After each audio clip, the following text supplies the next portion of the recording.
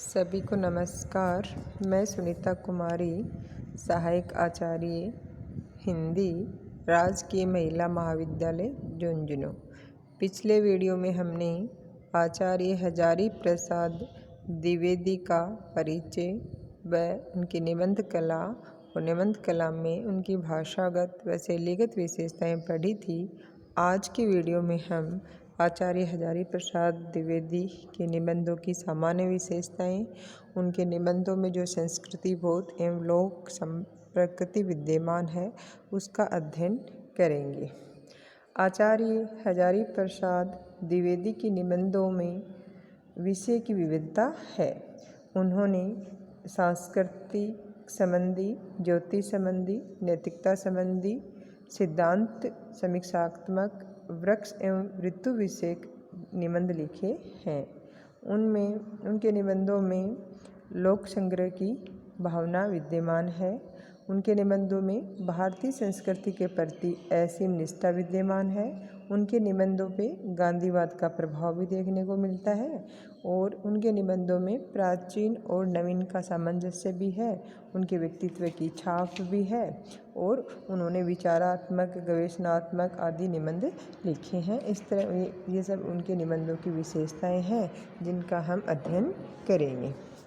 आचार्य हजारी प्रसाद द्विवेदी वर्तमान युग के मूर्धन्य निबंधकार हैं। विचारात्मक निबंधों की परंपरा में द्विवेदी जी का महत्वपूर्ण योगदान है। भारतीय साहित्य एवं संस्कृति को निबंधों में अभिव्यक्ति देने वाले द्विवेदी जी एक ललित निबंधकार के रूप में प्रख्यात रहे हैं। आपके निबंधों में भारतीय संस्कृति एवं धर्म का विवेचन किया गया है, तो कहीं रामायण और महाभारत के प्रसंगों की समीक्षा की गई है। इन निबंधों में कहीं वैदिक और बौद्ध धर्म का निरूपण किया गया है, तो कहीं संत मत एवं योग मार्ग का गंभीर विवेचन किया गया है। उनके निबंधों में विषय वैविध्य है। वे कहीं फलित ज्योतिष पर अपना मत व्यक्त करते हैं, तो कहीं केश प्रसाधन, मुख प्रक्षालन, भोजनोत्तर, विनोद पर टिक्का टिप्पणी करते हैं। द्विवेदी जी के निबंधों में विषय की विविधता परिलक्षित होती है। साहित्य, संस्कृति, धर्म, राजनीति, क्रीड़ा, विलास, प्रसाधन, प्रकृति, कला, ऋतु उत्सव, मनोविनोद कुछ भी उनकी दृष्टि से नहीं बचा जिस पर आपने निबंध नहीं लिखे, यानी इन सभी विषयों पर आपने निबंध लिखे। इन निबंधों में विचारों की गूढ़ गंभीर परंपरा विद्यमान है। साथ ही धर्म और दर्शन की प्रौढ़ विचारधारा है। उनकी इतिहास दृष्टि, जीवन दर्शन एवं सत्यान्वेषण से ओतप्रोत है। द्विवेदी जी के निबंध उनकी विलक्षण प्रतिभा, विद्वत्ता एवं पांडित्य के उज्ज्वल उदाहरण हैं। लेखक की सूक्ष्म दृष्टि, गहन अनुभव, गंभीर चिंतन एवं विषय विवेचन क्षमता का परिचय उनके निबंधों से प्राप्त होता है। इन निबंधों में हृदय एवं बुद्धि का संतुलित समन्वय भी हुआ है। इनके निबंधों में हृदय और बुद्धि का भी संतुलित समन्वय हुआ है।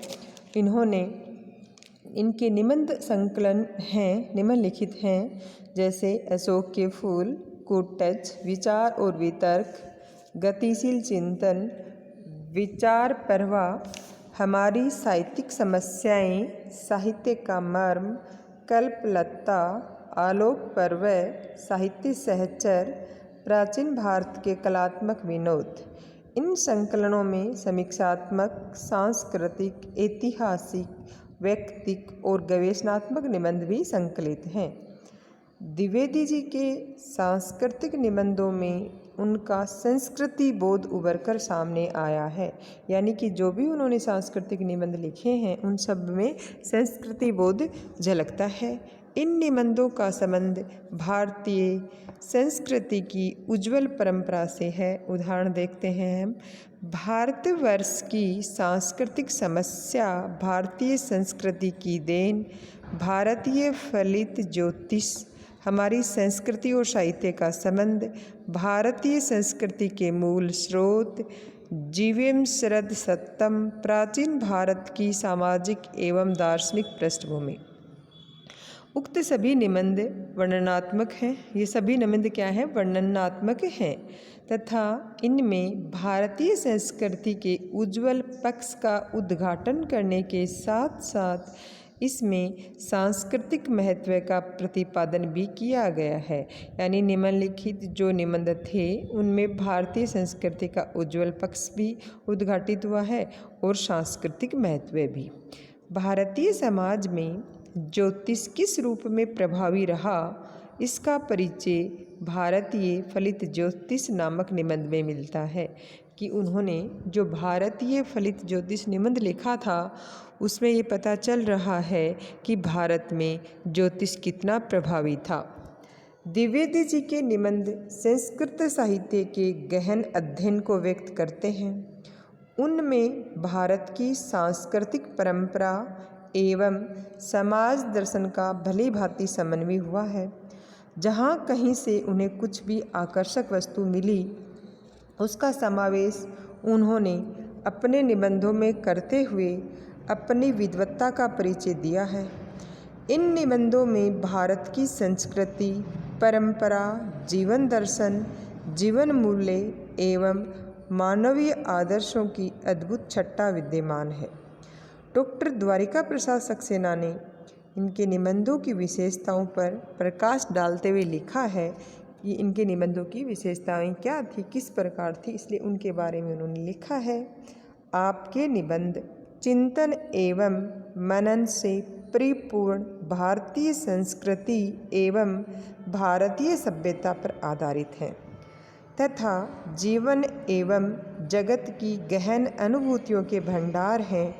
उनमें प्राचीनता एवं नवीनता का विलक्षण सामंजस्य दृष्टिगोचर होता है।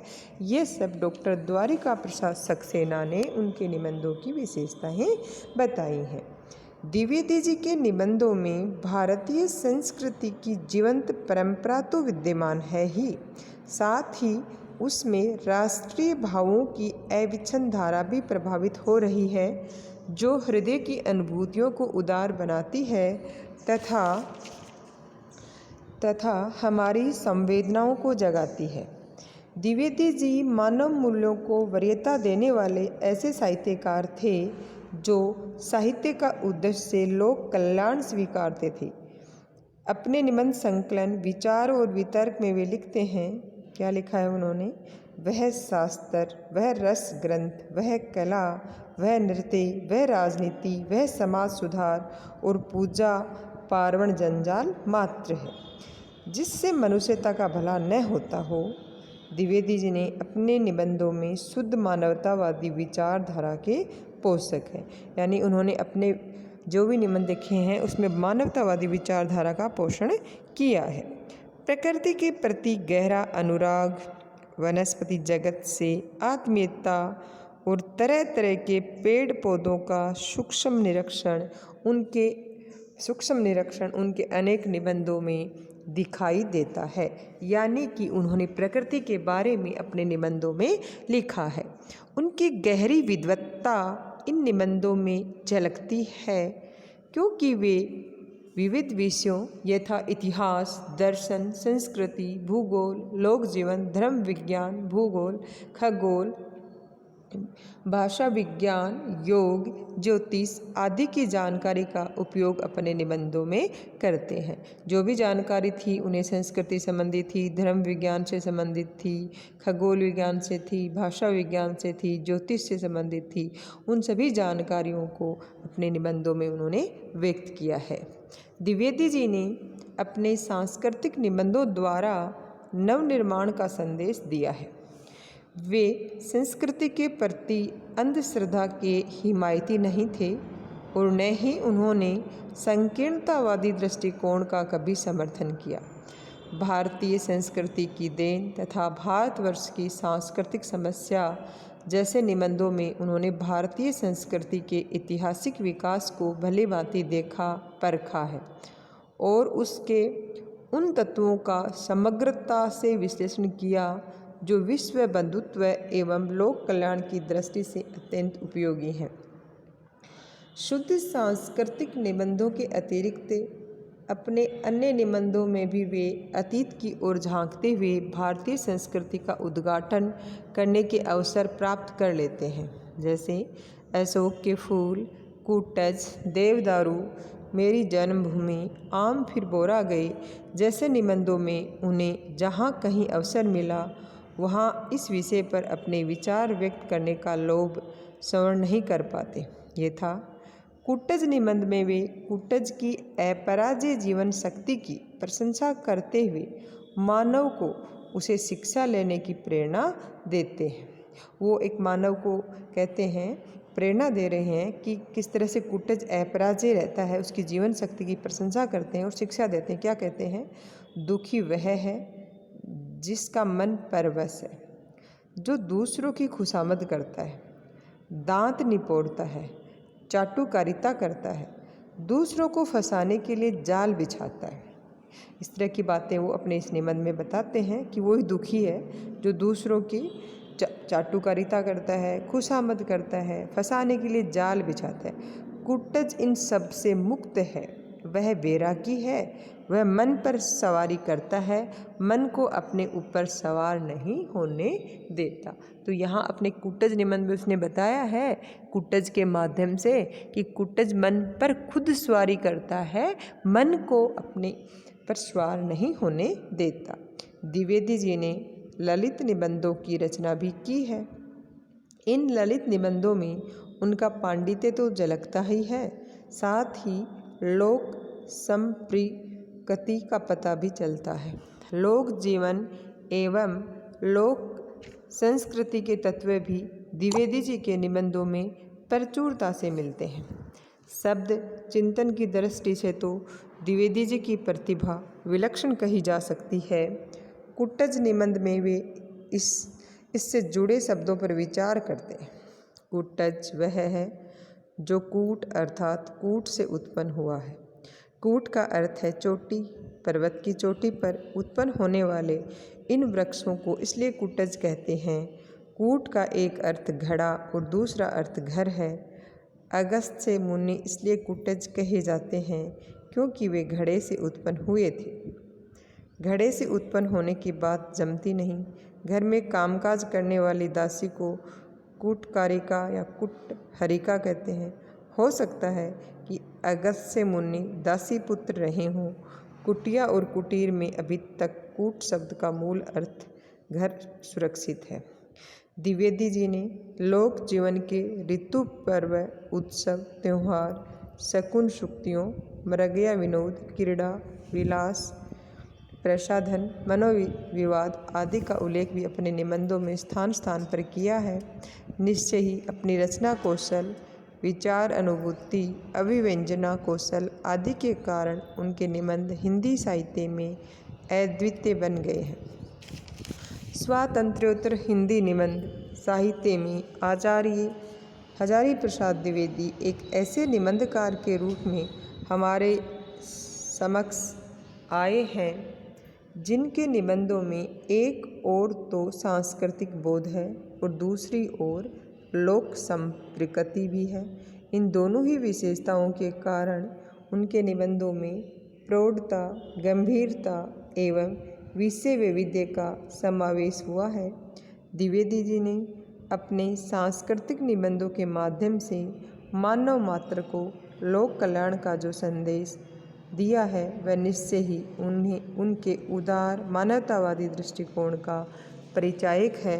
इस प्रकार हमने द्विवेदी जी के निबंधों की सामान्य विशेषताएं पढ़ी और उनके निबंध किस तरह से संस्कृति बोध और लोक संस्कृति या लोक संप्रकृति से संबंधित हैं ये भी हमने पढ़ा।